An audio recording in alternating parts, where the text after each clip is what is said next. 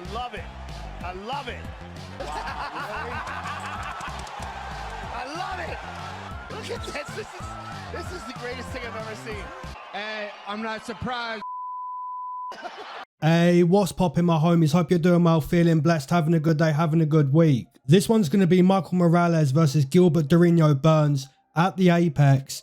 Before we get into making predictions, breaking down matchups, here's my bets from last week. Now, unfortunately, I got dusted. I do feel kind of unlucky on a couple decisions, but sometimes the scorecards go your way, sometimes not. It is what it is. So let's get into this one. Let's go. First matchup on the card, we've got Luana Pinheiro taking on Tecia Pennington. And my first prediction has to be Tecia. I'm going to pick Tecia to win this matchup. And the reason why I'm going to side with Tecia to win this matchup, I think her footwork is much better than Pinheiro's. I also think the high level experience that Tecia has, it's going to show in this fight. I don't really see Luana Pinheiro being that good. She is a black belt in judo, she is a black belt in jiu-jitsu, and that has to be her path to victory. If Luana Pinheiro wins this fight, it's a case of using her judo and jiu-jitsu as a combination. She's got to throw Tecia to the canvas, then look to control her on the mat. And I'd say that if you're Luana Pinheiro, don't even look for a submission. If you can throw Tecia to the canvas, you've got to favour position over submission. But I do believe Tecia has the high level experience. She's got the footwork. She's got good cardio, good striking, fast kicks, fast hands. And I just see that if Tecia stays on the feet against Luana, she should win this fight. So it's either going to be Tecia with the speed, the footwork, the striking, or it's going to be Luana with the judo throw into jiu-jitsu. My first prediction has to be Tecia Pennington. Next matchup on the card, we've got Hyunsung Park taking on Carlos Hernandez.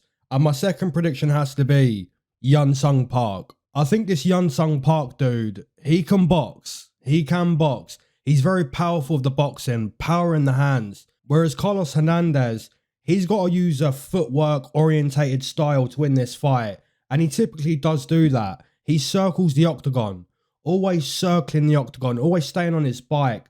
He's got to hit and not get hit. Whereas Hyunsung Park, he hasn't fought in a while. But you're looking at his fight against Shannon Ross. And the way he dusted Shannon Ross. By the way, guys, someone in my comment section last week said to me, can you stop saying dusted? Can you believe that? Stop saying dusted. That's unbelievable. That's crazy. But yeah, my second prediction has to be Hyunsung Park. I just think his boxing is very decent. And Carlos Hernandez, like I say, he's got to use the footwork style, constantly circling the octagon to win this fight. And I think in the smaller octagon, it does promote violence. So my second prediction has to be Hyunsung Park. Next matchup, we've got Denise Gomes taking on Elise Reed. And my third prediction's got to be Denise Gomes. And the reason why I'm going to side with the Brazilian over Elise Reed, I just think the power difference in this fight is clear to see. And also, Denise Gomes has actually defied the odds more than once. She's won as an underdog quite a few times against Yasmin Haragi as a massive underdog. That fight starts and it's just over. Then you're looking at Denise Gomes against Eduarda Moura. And there's a massive height and reach advantage for Eduarda Moura. And Denise Gomes still wins that fight. She also won as an underdog against Bruna Brazil. Now, Bruna Brazil, she's very technical. So more than once, Denise Gomes has won as an underdog. And this time round, she's a massive favourite. Now, Elise Reed, the taekwondo kicks, they are good. But she hasn't really got the cardio. She hasn't got the wrestling. And past round one, she really starts to fade. So yeah, I think Denise Gomes with the power, that should be the winner. So yeah, my prediction has to be the Brazilian, Denise Gomes. Next matchup, we've got Luana Santos taking on Tainara Lisboa. And I'm going to side with Luana Santos as my fourth prediction on this card. Now, I did pick against Luana in her last fight. I took Casey O'Neill as like a plus 150, plus 160. But this time round, I think that loss against Casey O'Neill, that's a learning lesson for Luana Santos. And I think she can build off that. I think she becomes a better fighter because of that. And against someone like Tainara Lisboa, who's a bit older. Now, Tainara is a good striker. You're seeing her stand up, her power. But I just think Luana Santos, with the aggression, the takedown, the jiu-jitsu, and also learning from her last fight. That's why I'm going to side with Luana Santos. In a good fight here. It's a good matchup between two good Brazilians. But I do side with Luana Santos to get her hand raised against Tainara Lisboa. So that's my 4th prediction on this card. Next matchup, we've got Conor Matheus taking on Yadier DelValle. And I think this prediction here is pretty obvious. If we look at Conor Matheus, his striking defense is really, really bad. And if we look at Yadier DelValle, his striking offense is really, really good. So playing those two combinations together, one guy is very hittable, the other one's very good offensively. So just going with the logic, Yadier DelValle, very sharp, Conor Matheus, defensively bad. So I think Yadier DelValle to get a KO TKO, it does make sense. And that has to be my 5th prediction on this card. Yadier DelValle to destroy Conor Matheus, to dust him up. Next matchup, we've got Jared Gordon taking on Thiago Moises, and I'm quite torn with this fight. I'm torn because when you look at Jared Gordon, there's a few things that you do like. You like his pace, you like his pressure, his output, his cardio, his veteran experience.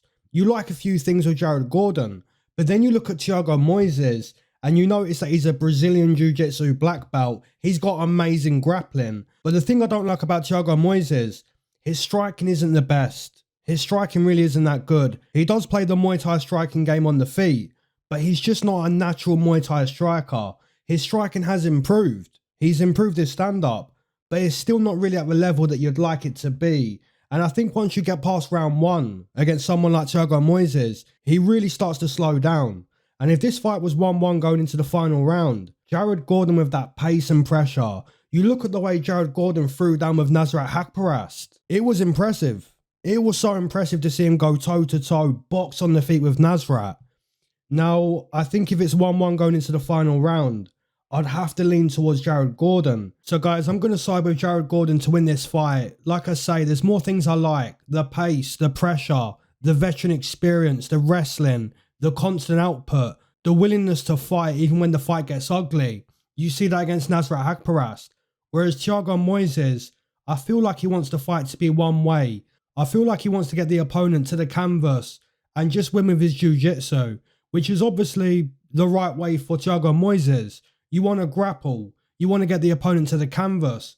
But when he can't do that, when the fight gets ugly, I just feel Thiago Moises, he can be defeated. And I think someone with the experience that Jared Gordon has, the pressure, the toughness, the pace, the boxing, the willingness to stay in your face and box, I lean towards Jared Gordon. So that's my pick.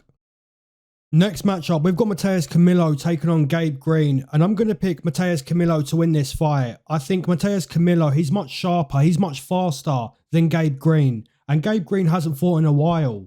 And he's also stepping down to 155. And I don't think the step down is going to work for Gabe Green. It kind of feels like Gabe Green is just fighting for a payday. And it doesn't feel the same way with Matheus Camilo. Matheus Camilo looks sharp. He looks fast. The timing's good, the power's good, the calf kicks are good. So I actually think Matheus Camilo stops Gabe Green. It could be a KO TKO or it can be a submission.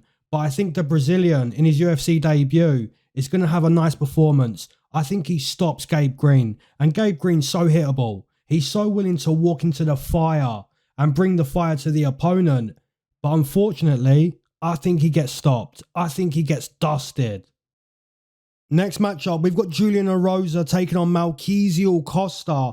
And this one's very decent. It's very, very decent because Julian Erosa finds himself on a 3-fight win streak. And Melq Costa also finds himself on a 3-fight win streak. So someone's win streak has to continue. Someone's win streak has to end. But who's it going to be? Who's going to get dusted? And who's going to win the fight? I think Julian Erosa, he's very good, man. He's very, very decent. The output's good. The cardio's good. The wrestling's good. His willingness to find a submission late in a fight, that's always there. He's got veteran experience. He's very decent. But the thing with Julian Erosa, the main problem with Julian Erosa, his chin. His chin is so bad. And at times in the fight, his hands will be down near his waist. That's a recipe to visit the King of Shadow City, Ben Askren. And on the flip side, Melq Costa, he's got black belt jiu-jitsu. He's got excellent Muay Thai, good striking, good low kicks. He's very technical. He finds himself on a 3-fight win streak. So both of these guys, both Julian Erosa and Melq Costa, they're going to give it their all in this fight. But something's telling me to side with the underdog, Julian Erosa. I'm not too sure why. I'm not sure why, but I guess that's my pick. I'm going to side with Juicy J, Julian Erosa, against Melq Costa. And I took Melq Costa as a plus 150 against Christian Rodriguez over in Mexico. But I'm going to side with Juicy J. That's the pick. Next matchup, we've got Nursultan Ruziboev taking on Dustin Stoltzfus. And here's the problem with Nursultan Ruziboev. He's a finisher. He's a pure finisher in every sense of the word. That's not the problem. That's a positive. You know, to stop fights, that's a positive.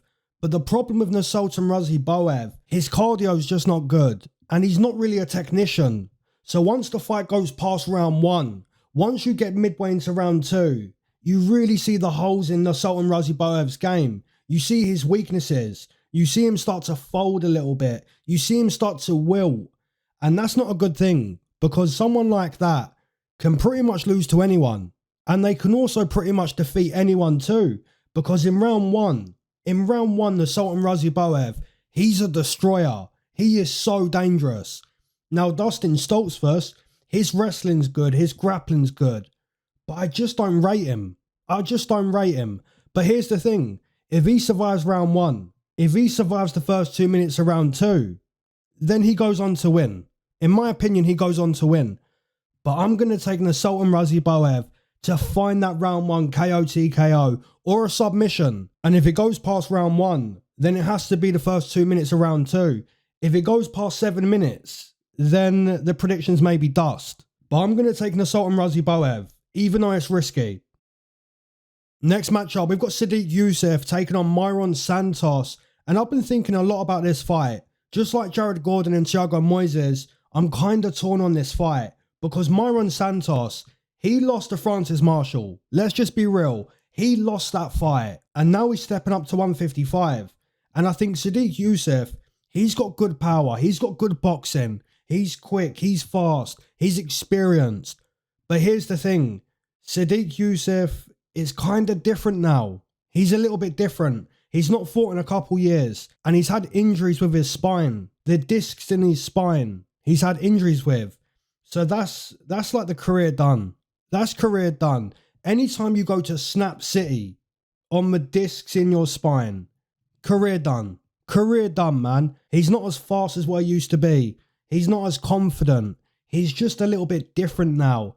And someone like Mairon Santos, who has the footwork, he's got the speed.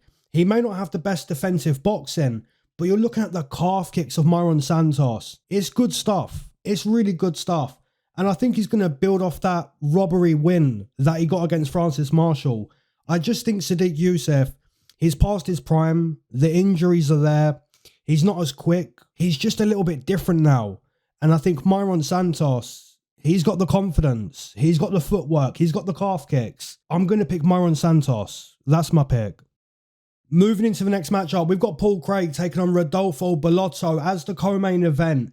This co-main event kind of reminds me of Cody Brundage and Julian Marquez, which isn't a good thing. That's not good. But it's only a co-main event because someone gets stopped. Someone's going to get dusted. And I kind of feel that Paul Craig, you know, it's the same thing every time. It's the same thing. He's amazing at jiu-jitsu, but he's terrible at everything else. He can't box. His chin's bad. His cardio's bad. His wrestling's bad. His footwork's bad. Everything in the game of Paul Craig is really bad, but his jiu-jitsu's good. So there's always going to be people that will bet Paul Craig via submission. They're always going to do that. There's going to be a group of people, no matter how bad Paul Craig is, they know he can pull off that submission. But Rodolfo Bellato, I don't really rate this guy. I really don't. He basically got stopped by Ihor Peteria, but the ref didn't stop the fight. He basically got stopped by Jimmy Crew. This Rodolfo Bellato guy, he just seems clumsy. But he's fighting a Paul Craig that's not good at anything, only jiu-jitsu. So I kind of think if Rodolfo Bellato avoids being taken to the canvas, then he's going to win. He's going to KO TKO Paul Craig. I think the calf kicks of Bellato, they're pretty good. And I just think Paul Craig, like I say, He's not good at anything. He's only good at jiu-jitsu. So I'm going to take Rodolfo Bellato via round 1 KO TKO. I think he's going to stop Paul Craig in round 1. If it's not a round 1 KO TKO, probably round 2. And if that doesn't happen, then there is a chance Paul Craig gets that submission. There is a chance, but yeah, I'll take Bellato KO TKO. Moving into the main event, we've got Gilbert Durinho Burns taking on Michael Morales, and this is a very unfair fight. It's very unfair.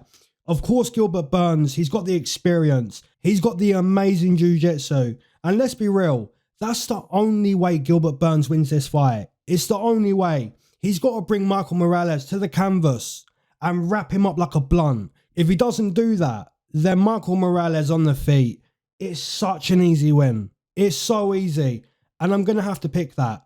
I'm going to take Michael Morales to easily dismantle Gilbert Burns on the feet. I think he's going to stop old man Durinho. I think it's a very unfair main event. The prediction has to be Michael Morales. As always, my homies, drop down your main event, your co-main event, your singles, your straight bets, your doubles, your parlays, your money city bets. Drop all that stuff in the comment section below. And as always, keep your eyes to the sky, never glued to your shoes. Peace.